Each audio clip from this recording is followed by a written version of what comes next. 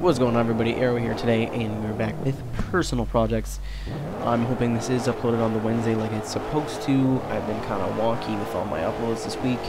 I know that Ask Arrow was just put up yesterday. Saints Row was skipped over. I can't even give a fuck. But today we are doing something a little bit different. I was uploading videos at the time that I needed to shoot this episode, so what I did instead was just, go on to test drive, and then I picked a track that's kind of obscure, that doesn't really come up in hoppers, or at least in my experience doesn't come up in hoppers that often, and I just went with it. This track's not easy, I want to say, just mainly because it's kind of odd at first. You can see, like, the first lap, I'm just trying to get my bearings, getting comfortable. In the second lap, I'm trying kind of cool stuff. And then third lap, I'm trying to even more. Well, I'm kind of trying to get comfortable again. I didn't want to embarrass myself. And there are mistakes in this video, but I'm only human. I can't put down 3 perfect laps. Maybe you can, because you're so good at this game. Let's get to the car. I did the RS2. Fuck. You should probably know what it's called, right? I think it's the RS2 Avant, but I'm gonna wiki it right now while I'm recording this video. I got a V8 in it. I cannot remember the car that I swapped it with, but it is a wonderful engine, and it is a wonderful, wonderful car. This is my first, yeah, it is an RS2, but this is technically my first car that's not a competition car, but this is a competition car that's never seen competition. Basically, I've always felt confident in this car. It's one of the first cars I've ever built on Forza 4. It's the first tune I've ever released, too, actually. This is kind of tweaked an updated version, but basically did the same thing, just a couple of different parts. So as a car I've been very comfortable in. I was never comfortable how fast it went, but very, very, very stable angle-wise and driving-wise. Cool looking. I've always been I've always been a station wagon drifting guy. Whenever you see old pictures of Volvos drifting, I'm just like, oh, that's mint. It's really wicked. But I think it's got about 600 horsepower. It's supercharged. Just a lot of fun, and it's really, really, really, really good. Like, if I was doing like a fun factor and effectiveness scale on this car, it'd be a 20. A lot of my cars are better, but they're not as fun. This car to me is the same thing, mostly because it's forgiving, but it still feels like you're doing all the work. Like the Skyline is forgiving, but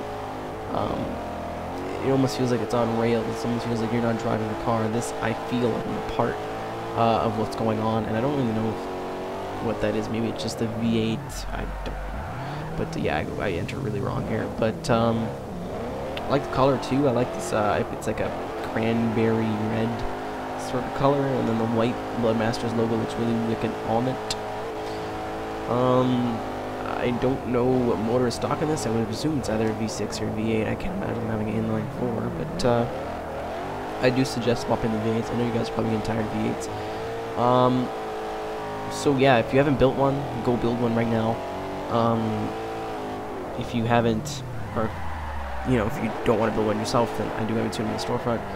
It's still pretty good in my end. I don't know how I pulled that off, but like, it has really wide rear tires. The weight, it really sits well with how much it weighs. Like I said, the engine's super smooth, and the car's just a joy to drive, in my opinion. More or less, yeah. No, it kind of kickstarted me, and like, it is rear-wheel drive. For those like, hey man, it's an Audi. Audis are all-wheel drive. I know this because of blah blah blah. But it is rear drive through a conversion, not just changing the diffs, you dingleberry. But yeah, I derped there too. And I want to say thank you to Turn 10 for putting in rear drive swaps to Audis, because I've always wanted this since Forza 2, but apparently it doesn't exist, man. And all they need to do is do it for Evos. Am I right? Am I right? Just in the last couple seconds here, Friday, we'll have 2 build a drift to kill it before you get excited. The reposts, I need to repost them because I copyrighted music on them before, and with being partnered with Mishima. I don't want to risk a copyright strike because that's not just annoying anymore. It's going to be legal. Bleh. So if you notice any videos missing that aren't Builder Drift and Killers, I took them down because A, I went through my videos today, I didn't like them, or B, they had copyrighted content in them. If they are Builder Drift and Killer videos, don't worry, they will be re-uploaded Friday. I got 2 on the way. The reason why I read the Dodge one is because it was a standard definition. A lot of people are like, oh, you did this before, this is kind of weak, kind of pathetic. But hopefully I address that. This is one of the longer personal projects I've done. I find it kind of hard to stretch, you know, car's good into 6 minutes. But thank you guys for watching. Thank you guys for sticking around. Fucking Need for Speed tomorrow, bro.